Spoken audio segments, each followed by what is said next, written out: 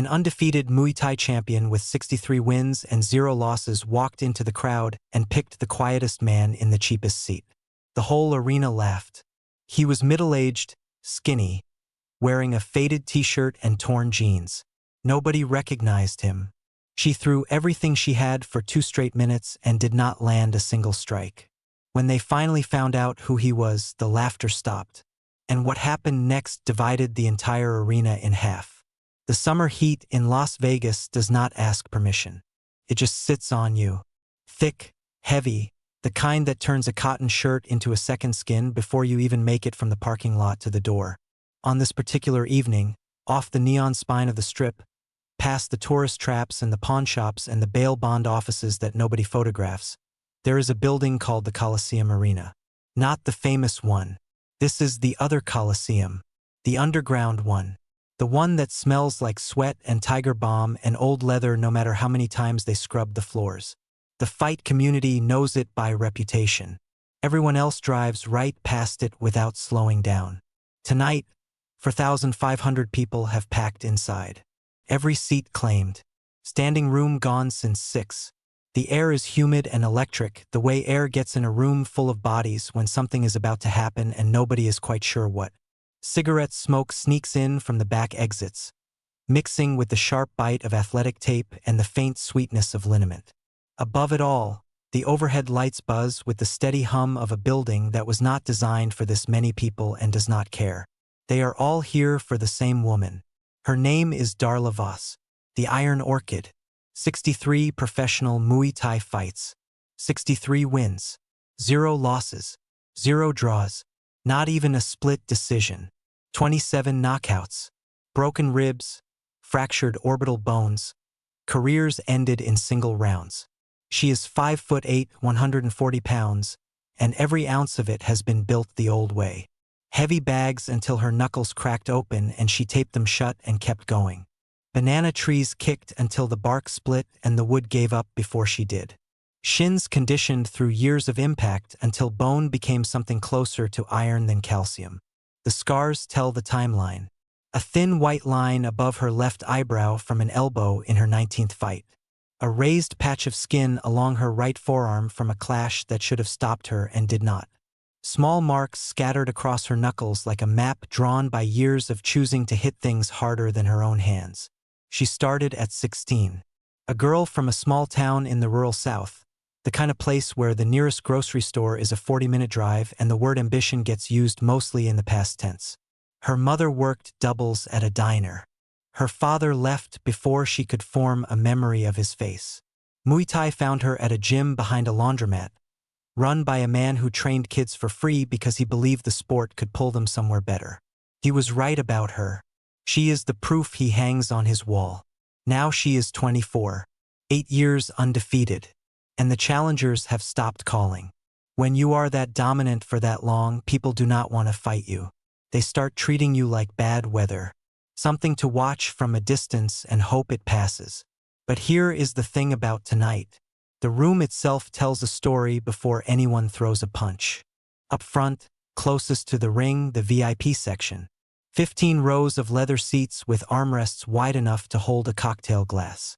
Men in suits that cost what some families spend on groceries in a year. Women in silk, scrolling through phones, occasionally glancing at the ring the way you glance at a television in a restaurant. At the center sits Garrison Price, billionaire. Real estate, casinos, a hotel chain that stretches across the Southwest. He is the primary sponsor of tonight's event. The banners say his company's name. The programs thank his generosity. He sits with his legs crossed, bourbon in hand, associates arranged around him like furniture, laughing at whatever he just said because that is what people near Garrison Price do. Behind the velvet rope, separated by 12 feet and an entire world, is the rest of the arena. General seating, metal folding chairs and wooden bleachers that groan with every shift of weight. Construction workers with dust still on their boots. Off-duty nurses. College kids who split gas money 3 ways to make the drive. Retired fighters with crooked noses who came because they still love the sport even though the sport has mostly forgotten them. These people saved up for their tickets. Some of them drove 3 hours to be here. And between the two sections there is an understanding that nobody talks about but everybody feels. The front does not look at the back. Not with hostility. With something worse. Indifference. The assumption that where you sit tells the whole story of who you are. Darla stands center ring under the lights. Red Muay Thai shorts with gold trim. Traditional Mongkon headband. Blessed at a Thai temple in Los Angeles 2 weeks ago. She begins the Y crew. The ritual dance before every fight, honoring her teachers, her gym, the centuries of tradition behind the art that gave her everything. Her movements are slow and deliberate. Each gesture means something. Each step carries weight that has nothing to do with her body and everything to do with history. For 1,500 people go quiet. Even the VIP section stops talking. Even the waitresses freeze mid-step. Whatever this is, whatever it means, the room can feel it. Sacred is not a word most of these people would use. But they feel it anyway. When she finishes, the promoter climbs into the ring. Roderick Tull. Heavy-set, sweating through his expensive suit. He announces that tonight, Darla Voss will walk through the audience and choose a volunteer at random. Anyone. Any size, any background.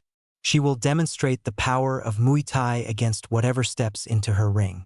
Every ticket holder was informed at purchase that this could happen. Anyone chosen has the right to decline. The crowd murmurs. This is unheard of. Champions do not fight random strangers from the audience. Too much risk. Too many ways it goes wrong. But Darla insisted. She went to the promoters herself. She is tired of hearing that her wins do not count because she only fights women. Tired of whispers that she could not handle a man. Tired of being told that where she comes from disqualifies her from where she stands. She climbs out of the ring and starts walking through the crowd. The VIP section flinches. Men hide behind programs. Garrison Price turns sideways, suddenly deep in conversation. Money buys a lot of things. This is not one of them. She moves past the family section without slowing. Reaches the general seating. The back of the arena where the lights are dimmer and the air conditioning gives up about 10 rows short. The energy is different here. Louder. Less curated. More honest. She walks the rows. Face after face. A construction worker with thick forearms. A young man in a tank top who looks like he wants to be picked.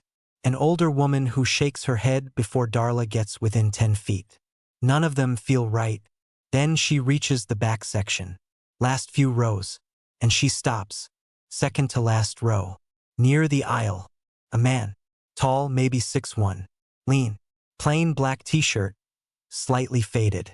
Jeans with a small tear near the left knee. Worn sneakers. Hair dark and a little too long. Falling around his face like he forgot his last appointment with a barber and did not reschedule. No watch. No jewelry. No phone in his hand. Just sitting there watching with a kind of stillness that does not belong in a room this loud. Something about him. She cannot name it. Just feels it. The same instinct that tells her when a kick is coming before the hip rotates. She points. You. Come down. 4,500 heads turn toward the back of the arena. Toward a man in a black t-shirt who looks like he could be anyone. A neighbor. Someone you pass in a grocery store parking lot. He does not react. Does not flinch. The man next to him does all of that for both of them. Callum Hargrove. The color leaves his face like someone pulled a plug. You do not have to do this. She is undefeated. This is not a joke. Low voice. Calm. It is fine. She has knocked out 27 people. I heard. It is fine. He stands. The arena sees him clearly. Tall but thin. No fighter's build. Lines around his eyes that put him closer to 50 than 40. Against a 24-year-old champion in peak condition, the visual is almost uncomfortable. The VIP section goes first. She picked someone from the back rows. Does the arena have insurance for this? Garrison Price, loud enough to carry. A champion against someone from general seating. Should be quick. From further back, hope he brought a stunt double. The general section reacts differently. Turn around, man. Not too late. She will break you in half. He ignores everything. walks down the bleacher steps with an ease that does not match the picture. Fluid. Feet finding each step without looking down, the way a body moves when it has been trained to know exactly where it is in space. The kind of movement you only recognize if you have spent time around people who have spent years drilling their bodies into precision instruments. Nobody notices. They are too busy with their jokes.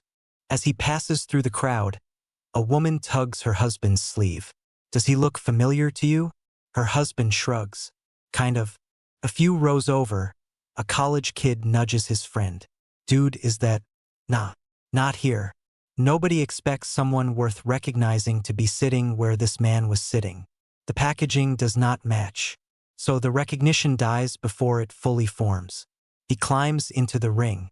Black t-shirt, jeans, sneakers under the overhead lights. He looks like a man who took a wrong turn looking for a quiet restaurant. Roderick approaches with the microphone. Sir, may I ask your name? Keanu Reeves. The name floats through the arena and does not land anywhere. Do you have any fighting experience? Some. Judo, Brazilian Jiu-Jitsu, some Muay Thai. Mostly for work. What kind of work? I make films. The arena does not applaud. It laughs. From Garrison Price's section. Real ring, real fists, no director to yell cut. Darla has already tuned the noise out. She picked this man. She is ready. Roderick confirms the volunteer understands the risks. Keanu nods. The referee, an older man with the worn patience of someone who has seen more fights than he can count, calls them both to center ring. 3-minute round. Light contact. Demonstration only. They touch. Darla's wrapped fists against Keanu's bare hands. She looks into his eyes. She has read 63 opponents in this exact moment and learned to catalog what lies behind the pupils. Fear. Anxiety. The jaw tremble nobody ever fully hides. This man shows none of it. Just a steady, settled focus. The look of someone who has been inside pressure before and found his own quiet there. The bell rings. Darla moves first. Traditional Muay Thai stance. She feints. A shoulder twitch, a half step. Testing him the way she tests everyone. Keanu does not react. Does not flinch. Just watches. She throws a real jab. Fast, straight, aimed at his face. He tilts his head. 2 inches. The punch slides past his cheek. Clean miss. The crowd murmurs. Lucky. She throws a combination. Jab, cross, low kick. Standard sequence, the kind built on fundamentals that never go out of style. He is not there when the strikes arrive. He has shifted his weight, adjusted his angle, and the punches pass through empty space. The kick finds air.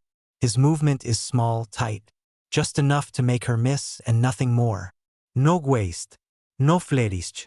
Precise in a way that does not come from instinct. Comes from repetition. Thousands of hours of it. She increases pressure. Throws a knee, driving upward with her hip. His palm meets the side of it and redirects the path. Not a block, a guide.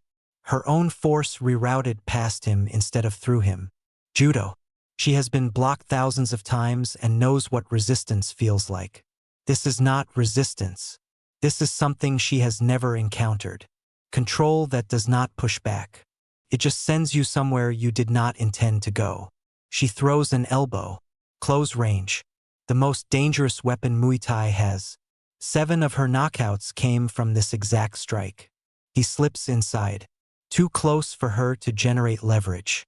His hand touches her shoulder. Light. Brief. A tap that says I am here. Then he is gone. Back to distance. Settled into that same patient stance. The laughter has stopped. The VIP section has gone quiet. Garrison Price sits straighter, jaw tight, watching something he was not prepared to see. Darla knows now. This is not luck. Not adrenaline. Not a civilian stumbling through chaos. This is real skill. She does not know where it comes from. But the body does not lie, and she has spent her whole life reading bodies. She throws her best. The flying knee. 14 of her victories ended with this single technique. She launches off her back foot, everything concentrated into one rising point. Keanu steps offline. His hand touches her knee in transit, nudges its trajectory. She lands off balance. For a fraction of a second, she is open, completely exposed. Nothing comes. He resets, waits. She stands still, breathing harder, not tired, shaken. This man is choosing. Every exchange is a decision. Every opening he finds and hands back is deliberate. She is not controlling this ring. For the first time in 63 fights, someone else is. Her pride does what pride does. She attacks with everything. Chains of strikes that flow without pause. Punches to close distance, kicks to create angles, elbows at the turns, knees through the center. 8 years of training at full volume. Keanu reads each one before it develops. Shifts, adjusts, repositions. Her strikes pass through the space he occupied a fraction of a second before. Every technique perfect in execution and useless in result. He does not block, does not meet force with force. He is simply not where she needs him to be. 4,500 people. Silent. Nobody laughing. Nobody talking. After roughly 2 minutes, Keanu decides it is enough. Darla launches one more flying knee. Everything she has left. He does not evade. Steps forward into it. Left hand controls her knee. Right hand slides along her arm. Finds her wrist. Jiu-jitsu. One smooth motion. He controls both her striking leg and her lead arm. She is open to anything he wants to do. He holds it. 1 second. 2. Eyes meet hers. No aggression. No triumph. Just two people who both understand what has happened and what has not. He lets go. Steps back. Brings his hands together. Bows. The referee blows his whistle. It is over. Darla stands center ring. Breathing hard. She threw everything she had. Did not land a single clean strike. And when he had her, he let go. Silence. The kind that weighs something. Roderick manages something about 2 styles and excellent display. The applause is thin, confused. Darla walks to Keanu. Bows deep. The kind of bow you give to people who have earned something from you that you did not plan on giving. Who are you? Where did you learn that? I study martial arts. I try to understand what works. You could have finished it. Why? Because this was a demonstration. And 63 victories is a life. Not a number for me to take away. They shake hands. Hold it a beat too long. 2 people who fought a conversation that had nothing to do with winning. The applause that follows starts in the general section. Moves forward. Builds. For the first time all night, it sounds like it belongs to the whole room. Then Garrison Price stands up. This is a setup. Red-faced. Bourbon-voiced. The controlled authority cracking at the edges. This is rigged. I did not invest millions to watch some nobody from general seating make a joke of my champion. My champion. As if her 8 years came with a receipt. He walks to the ring apron. Demands answers. Demands a name. A journalist in the second row stands. Phone raised. That is Keanu Reeves. The actor. Matrix. John Wick. The name catches. Spreads. Row by row, the arena reshapes itself around a single fact. The man from the back row. Faded t-shirt. Torn jeans. No entourage. One of the most recognizable people alive, and nobody saw him because he was sitting where nobody like him is supposed to sit. The general section goes wide-eyed. He was right here, the whole time. The VIP section goes quiet in a different way. Every joke they made in the last 20 minutes now has a different weight. Because the jokes were never about one man. They were about what a person in the back rows must be worth. And that math just fell apart in public. Garrison recovers. Smooths his voice into something friendlier. A movie star. That explains it. Came to promote a film at the expense of a real event. Keanu, from the ring, does not raise his voice. I came because I love martial arts. I bought a ticket, same as everyone else. You bought a ticket to general seating. A man with your money. You expect anyone to believe that? I wanted to watch, not be watched. Garrison shakes his head. Rich man playing dress up. The arena is listening. Every word. every breath between them. Keanu pauses. When he speaks, his voice does not change in volume, but something in it tightens, gets more specific, more direct. You invested money. She invested her life. He stops there, does not explain further, does not list Darla's sacrifices or describe her hometown or narrate her journey. He just lets those 6 words sit in the air and do their own work. And they do. From the general section, someone starts clapping. Then another. The sound gathers, builds, rolls forward through the arena. People stand. General section first. Then the middle.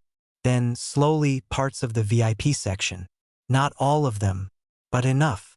First time all night, the room sounds like one room instead of 2. Darla, still in the ring, hears it. Something shifts in her face. Jaw unclenches. Shoulders drop a fraction.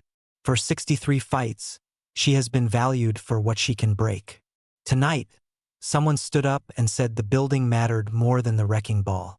And it came from the one person who had just proved he could swing it. Garrison Price straightens his jacket, turns, walks to the exit. His people follow. He does not look back. Within a week, he pulls his sponsorship. Expects the whole thing to fold. It does not fold. The story travels through gyms and group chats and dinner tables, carried by 4,500 people who left that night holding something they did not bring in. New sponsors show up. Different ones. The series does not just survive. It gets bigger. And Garrison Price quietly disappears from a world he assumed would not function without him. It functions fine. Outside. Warm night. Keanu and Callum through the side exit. An alley between the arena and a parking garage. The strip glows in the distance.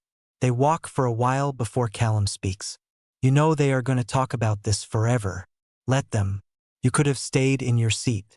She picked me. Silence. Footsteps. A group of tourists passes without a glance. What if she had been better?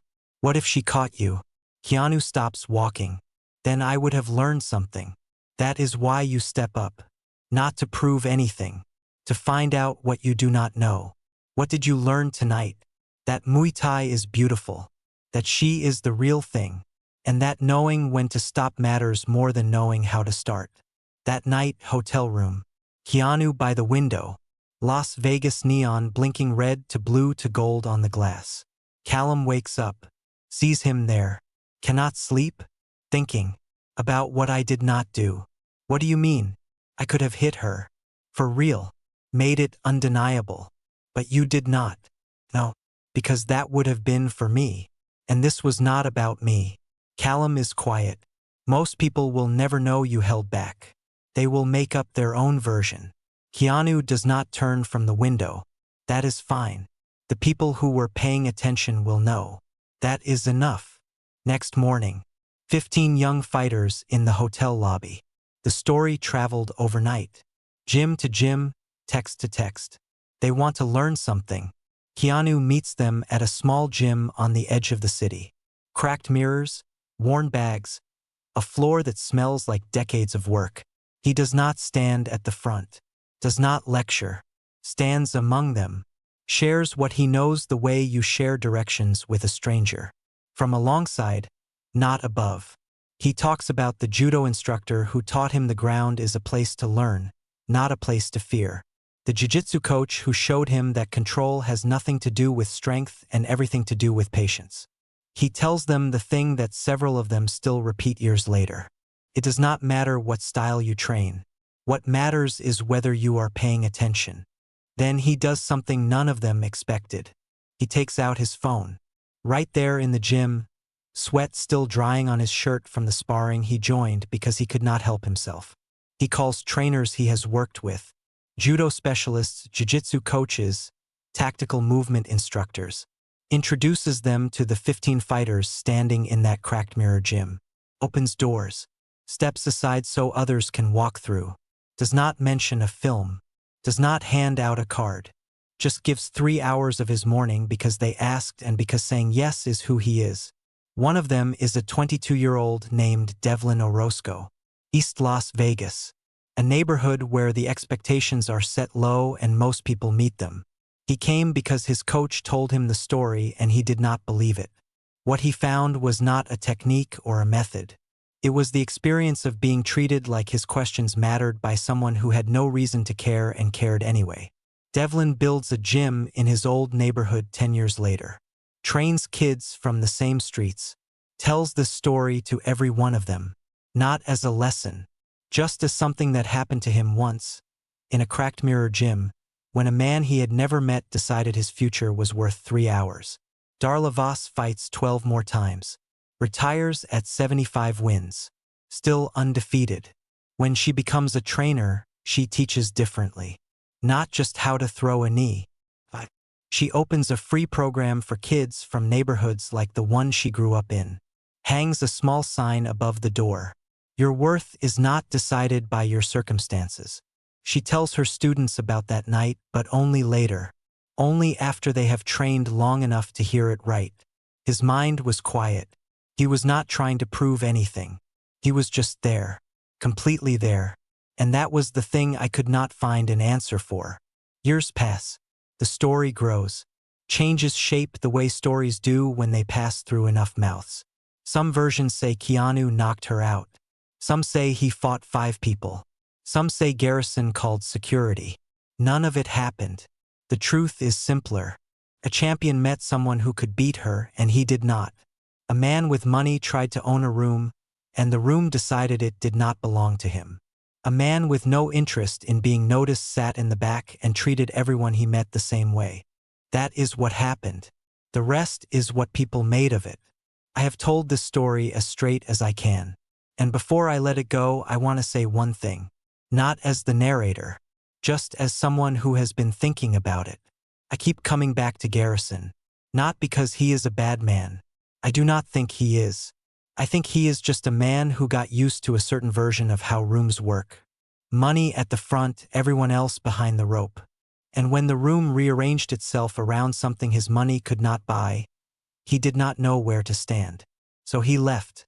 I understand that. More than I would like to admit. And Keanu. He bought the cheapest ticket. Sat where nobody would think to look for him. Stood in a ring in clothes he probably slept in and gave a woman half his age the one thing that nobody else in the building thought to offer her. Not applause. Not sponsorship. Not a check.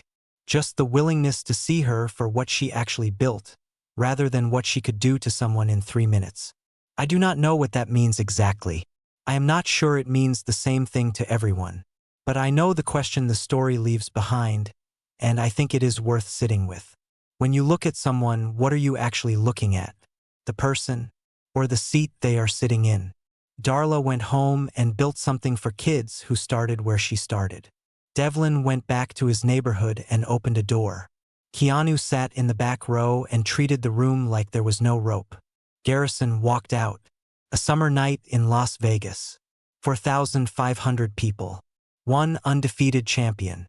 One man in a black t-shirt who nobody recognized until it was too late to pretend they had been paying attention all along. That is the story. I do not have a neat ending for it. I do not think it has one. Some nights just leave a question in the room.